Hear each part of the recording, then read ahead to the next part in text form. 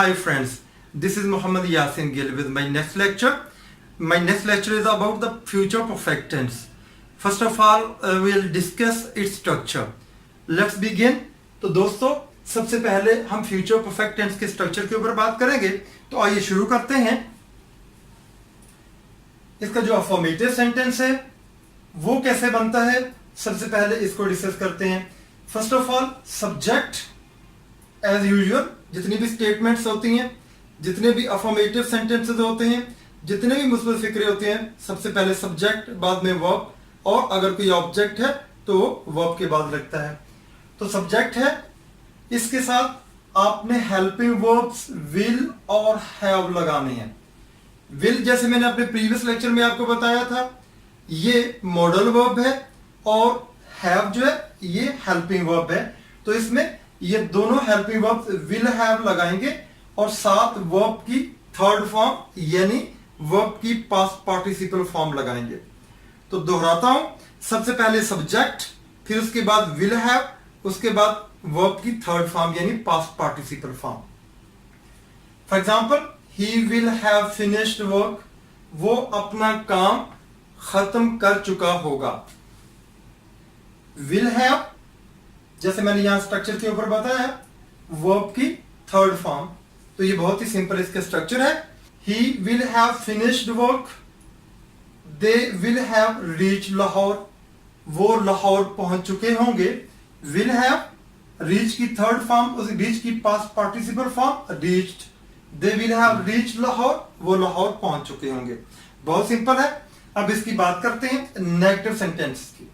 तो negative sentences as usual, जो subject के फौरन बाद हेल्पिंग वर्ब यहां पे आएगा, हेल्पिंग या विल या शैल मॉडल वर्ब आएंगे, उनके साथ आप नॉट लगाएंगे। यानी सब्जेक्ट के बाद विल, उसके बाद नॉट, उसके बाद हैव आएगा। यानी जब आप नेगेटिव सेंटेंसेस बना रहे होंगे तो यहां पे विल के बाद आपको नॉट लगाना है।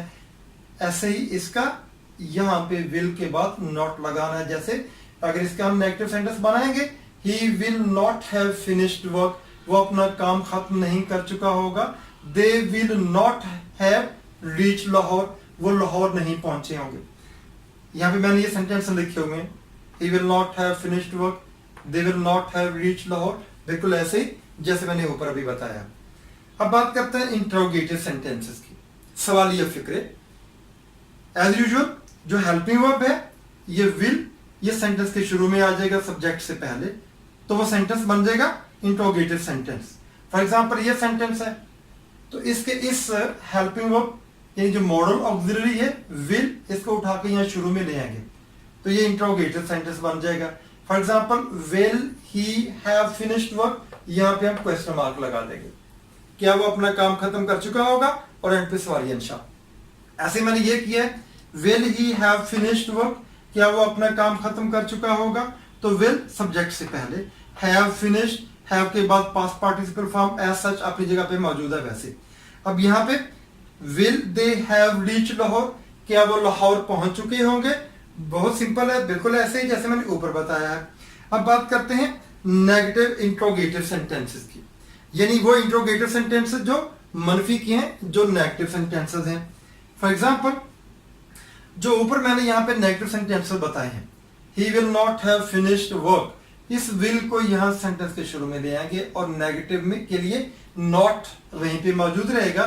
Will he not have finished work, will he not have finished work, same वही सेंटेंस, सिर्फ हम सब्जेक्ट के शुरू में विल को लेके आए हैं, तो वो बन जाएगा इंट्रोगेटिव सेंटेंस। जैसा कि मैंने आपको प्रीवियस लेक्चर में बताया है कि इन नेगेटिव इंट्रोगेटिव सेंटेंसेस के लिए हम कॉन्ट्रैक्टेड फॉर्म जो हेल्पिंग वर्ब के साथ नॉट की वो शुरू में ले आते हैं। ऐसे ही विल नॉट की जो कॉन्ट्रैक्टेड फॉर्म है वो होती है वॉन्ट। तो वॉन्ट जो है ये नेगेटिव इंट्रोगेटिव सेंटेंसेस के लिए सबसे पहले सब्जेक्ट से पहले लग जाएगा। Want he have finished work, क्या वो अपना काम खत्म नहीं कर चुका होगा। ऐसे ही will they not have reach Lahore या won't they have reach Lahore, क्या वो लाहौर नहीं पहुंच चुके होंगे। हर मतलब वाई के साथ जो डब्ल्यूएच फैमिली के क्वेश्चन वर्ड्स हैं उनके साथ मैंने एक इंट्रोगेटिव सेंटेंस बना दिया है। Why won't they have reach Lahore, वो लाहौर क्यों नहीं पहुंच चुके होंगे। क्यों नहीं पहुंच चुके होंगे, इसके लिए वॉन्ट, विल नॉट की कॉन्ट्रैक्टेड फॉर्म, और क्यों के लिए वाई, जो WH वाला क्वेश्चन वर्ड है इसको हम शुरू में लगा देंगे। ऑलरेडी जो हमारा इंट्रोगेटिव सेंटेंस है, ठीक है, उससे भी पहले हम वाई को यहां पे पुट कर देंगे। Why won't they have reach Lahore, वो लाहौर क्यों नहीं पहुंच चुके होंगे। हाल बता अगर वो नेगेटिव इंट्रोगेटिव नहीं है, सिंपल इंट्रोगेटिव है, तो जो इंट्रोगेटिव सेंटेंसेस हैं इनसे पहले हम WH फैमिली के वर्ड्स यहां पे पुट कर देंगे। For example, why will he have finished work, वो अपना काम खत्म क्यों कर चुका होगा। Why will they have reach Lahore, वो लाहौर क्यों पहुंच चुके होंगे। अब बात करते हैं अपने लेक्चर के नेक्स्ट स्टेप की तरफ। जो हमेशा से मैं आपसे कहता हूं कि मेरा जो दूसरा हिस्सा होता है, जो दूसरा सेक्शन होता है मेरे लेक्चर का, वो बहुत इंपॉर्टेंट होता है। लिहाजा ये जो दूसरा पार्ट होता है ये इस्तेमाल के बारे में होता है कि वो टेंस इस्तेमाल कहां कहां पे होता है। अब बात करेंगे फ्यूचर परफेक्ट टेंस के बारे में कि वो कहां कहां पे इस्तेमाल होता है। सबसे पहले, टू डिस्क्राइब एन एक्शन और इवेंट, किसी एक एक्शन या वाक्य को यूं बयान करना that will be finished before a certain future time, जो एक खास मुस्तकबिल के वक्त से पहले मुकम्मल हो चुका होगा, उससे पहले खत्म हो चुका होगा, तो उसको हम करते हैं फ्यूचर परफेक्ट टेंस में। दोबारा समझाता हूं, फ्यूचर में एक खास पॉइंट ऑफ टाइम, उससे पहले पहले जो काम खत्म हो जाएगा, जो काम खत्म हो चुका होगा, उसको हम करेंगे फ्यूचर परफेक्ट टेंस में। अब मैंने डिफरेंट सेंटेंसेस यहां पे लिखे हैं आपको समझाने के लिए, इनको जरा गौर से देखिएगा।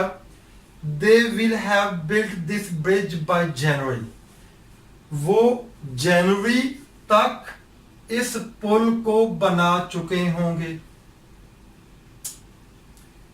जनवरी तक, they will have built, verb की थर्ड फॉर्म पास्ट पार्टिसिपल। दोबारा बोलता हूं, they will have built this bridge bye जनवरी, वो बाय जनवरी का मतलब जनवरी के महीने तक, जनवरी तक, वो जनवरी तक इस पुल को बना चुके होंगे, वो जनवरी तक इस पुल की तामीर कर चुके होंगे। Isha will have read all her course books by next week, Isha अगले हफ्ते तक अपनी तमाम कोर्स की किताबों को पढ़ चुकी होगी।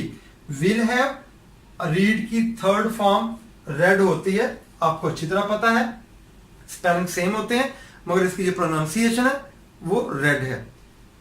नेक्स्ट पढ़ते हैं, she will have finished her work by this afternoon, by this afternoon, इससे पहर तक, मुराद ये कि आज से पहर तक ईशा अपना काम खत्म कर चुकी होगी। विल हैव, फिनिश की थर्ड फॉर्म, फिनिश की past participle finished, Isha will have finished her work by this afternoon, आज से पहर तक ईशा अपना काम खत्म कर चुकी होगी। द नेक्स्ट टाइम, ये मैंने शुरू में लगा दिया, the next time you come to see me, you come, present simple tense, present indefinite tense, इसके ऊपर गौर कीजिएगा। The next time you come to see me, अगली मर्तबा जब आप मुझसे मिलने के लिए आएंगे। अब मैं आते हैं नहीं कहता हूं, अगली मर्तबा जब आप मुझसे मिलने के लिए आएंगे। क्यों ये बात मैं आएंगे क्यों कहता हूं, आते हैं क्यों नहीं कहता। जो नेक्स्ट क्लॉज है सेंटेंस की, I'll have had a haircut, मैं अपने बाल कटवा चुका हूंगा, चूंकि फ्यूचर की बात हो रही है और फ्यूचर परफेक्ट के साथ सिंपल प्रेजेंट यानी प्रेजेंट इंडेफिनिट टेंस का इस्तेमाल होता है, तो यहां पे हम इसको फ्यूचर में नहीं करेंगे, हम इसको सिंपल प्रेजेंट टेंस में करेंगे। यहां पे इसको आप गौर से देखिएगा। The next time you come to see me, अगली मर्तबा जब आप मुझसे मिलने के लिए आएंगे, I'll have had a haircut, मैं अपने बाल कटवा चुका हूंगा। नेक्स्ट बात करते हैं, वी आर सो लेट, हम इतने लेट हो गए हैं, हमें इतनी देर हो गई है। ये simple present, we are simple present, we are so late, हम इतने लेट हो गए हैं, the play will have started by the time we get there.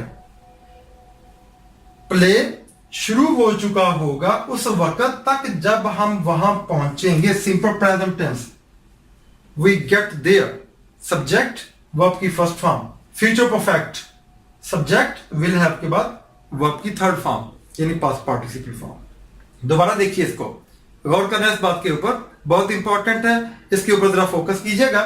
We are so late, हम इतने लेट हो गए हैं, हमें इतनी देर हो गई है। The play will have started by the time we get there, जब हम वहां पहुंचेंगे उस वक्त तक जो प्ले है वो शुरू हो चुका होगा। तो प्रेजेंट सिंपल यानी प्रेजेंट इंडेफिनिट टेंस और फ्यूचर परफेक्ट टेंस का जो कॉम्बिनेशन कैसे बनता है इसको जरा गौर से समझना है आपने, इसको गौर से देखना है। Next, I shall have finished before my friends come. अब मैंने यहां पे टाइम वर्ड बिफोर लगा दिया। आई शैल हैव फिनिश्ड, मैं खत्म कर चुका हूंगा, मैं अपना काम खत्म कर चुका हूंगा। बिफोर माई फ्रेंड्स कम, मेरे दोस्तों के आने से पहले, ये भी सिंपल प्रेजेंट में करेंगे। My friends come, present indefinite tense, simple present, subject verb की फर्स्ट फॉर्म। और ये जो पार्ट है ये फ्यूचर परफेक्ट टेंस है। आई शैल हैव फिनिश्ड, मैं अपना काम खत्म कर चुका हूंगा। बिफोर माई फ्रेंड्स कम, मेरे दोस्तों के आने से पहले, यानी मेरे दोस्त जब आएंगे उससे पहले मैं अपना काम खत्म कर चुका हूंगा। नेक्स्ट देखिए जरा गौर से, the Pakistani team will have won, future perfect, Pakistani team जीत चुकी होगी, पाकिस्तानी टीम जीत गई होगी। बिफोर द रेन फॉल्स, बारिश होने से पहले, तो बिफोर के बाद आपने सिंपल प्रेजेंट टेंस और बिफोर से पहले आपने फ्यूचर परफेक्ट टेंस लगाया। तो मेरे ख्याल में यहां पे ये सेंटेंस को देखा आपने, इस सेंटेंस को देखा आपने, इस सेंटेंस को देखा, तो सिंपल प्रेजेंट टेंस और फ्यूचर परफेक्ट टेंस का जो कॉम्बिनेशन बनता है उसको आप अच्छी तरह समझ गए होंगे। अब यहां पे गौर से देखिएगा, जैसे मैंने यहां पे कुछ वर्ड्स का इस्तेमाल किया, पर यहां उनका जिक्र कर दूं, दोबारा फिर आपको समझाने के लिए मैं ऊपर जाता हूं। Future time clauses follow time words, जो फ्यूचर टाइम क्लॉजेस हैं, जैसे ये फ्यूचर परफेक्ट का हमने यहां पे इस्तेमाल किया, तो उसके बाद कोई ना कोई टाइम वर्ड्स आते हैं, इन्हें कोई ना कोई टाइम वर्ड्स को फॉलो करती हैं जो फ्यूचर टाइम की क्लॉजेस हैं, जो फ्यूचर टाइम के टेंसेस हैं। जैसे फॉर एग्जांपल हम आज के इस लेक्चर में फ्यूचर परफेक्ट टेंस समझ रहे हैं, और वो टाइम वर्ड्स कौन कौन से हैं? After, as, as soon as, before, by the time, until, when. ये जो टाइम वर्ड्स हैं ये अमूमन फ्यूचर टेंसेस के साथ आते हैं, और चूंकि आज हम फ्यूचर परफेक्ट टेंस की बात कर रहे हैं तो ये फ्यूचर परफेक्ट टेंस के साथ अक्सर आते हैं। जैसे कि ऊपर जाते हैं, यहां पे आपने बिफोर देखा, यहां पे आपने बिफोर देखा, यहां पे आपने बाय देखा, या by the time, by this week, by the end of this week, by next month, तो बाय का इस्तेमाल होता है। तो अब फॉर एग्जांपल इसी सेंटेंस को मैं रिपीट कर देता हूं डिफरेंट टाइम वर्ड के साथ। The Pakistani team will have won, Pakistani team जीत चुकी होगी। As soon as the rain falls, जो ही बारिश हुई पाकिस्तानी टीम मैच जीत चुकी होगी। अब इसको बाय द टाइम के साथ करते हैं। The Pakistani team will have one by the time the rain false, Pakistani team बारिश के होने के वक्त तक जीत चुकी होगी। तो यहां पे हमने बिफोर को रिप्लेस किया बाय द टाइम के साथ, अंटिल के साथ इसको रिप्लेस कर देते हैं।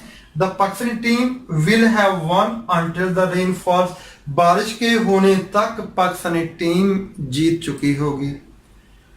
तो इसी तरह इसको व्हेन के साथ भी रिप्लेस कर सकते हैं, बहुत ही आसान है। तो थोड़ी सी आपकी तवज्जो चाहिए, जरा आप इसको गौर से देखिएगा, गौर से समझिएगा, इसके ऊपर फोकस कीजिए, इसके ऊपर कॉन्सेंट्रेट कीजिए, तो ये समझना कोई मुश्किल नहीं है। तो दोस्तों, मैंने अपने लेक्चर के पहले हिस्से में फ्यूचर परफेक्ट टेंस का पूरा स्ट्रक्चर यहां पे लिखा है। कि इसके फॉर्मेटिव, नेगेटिव, इंट्रोगेटिव और नेगेटिव इंट्रोगेटिव सेंटेंसेस कैसे बनते हैं, और अपने लेक्चर के दूसरे पार्ट में एज यूजुअल जैसे हमेशा से मैं करता हूँ अपने तमाम लेक्चर्स में, ये टेंस कहाँ कहाँ पे इस्तेमाल होता है उसकी तफसील यहाँ पे आपको बताई है। तो मेरे ख्याल में ये ज्यादा गौर करने वाली बात है, इसको समझना इतना मुश्किल नहीं है, सिर्फ स्ट्रक्चर ध्यान में रखने की जरूरत है और इसको जरा ध्यान में अच्छी तरह बैठा लीजिए, ये ज्यादा अहम है, इट्स मोर इम्पॉर्टेंट। अगर आपको टेंस आता है, इसका स्ट्रक्चर आता है और इसका इस्तेमाल नहीं आता, देन इट्स यूजलेस, फिर इसका कोई फायदा नहीं है। तो सबसे अहम बात, टेंस के स्ट्रक्चर को समझने के बाद उसका इस्तेमाल सीखना बहुत जरूरी है, चूंकि अगर आपको उसको अप्लाई करना नहीं आता तो आप उसको अच्छी तरह समझेंगे भी नहीं। अगर कहीं से आप पढ़ेंगे, कहीं से आप सुनेंगे, तो इस तरह के सेंटेंस स्ट्रक्चर को फिर आपके लिए समझना मुश्किल हो जाएगा। मेरे अगले वीडियो लेक्चर के अपलोड होने तक, तब तक के लिए all the best, take care, अपना ख्याल रखिएगा। फ्रेंड्स, मैं उम्मीद करती हूँ कि आप हमारे चैनल को शेयर भी करेंगे, लाइक भी करेंगे और सब्सक्राइब तो ज़रूर करेंगे। इससे हमारे वीडियो लेक्चर्स आप तक पहुँचते रहेंगे। Thank you.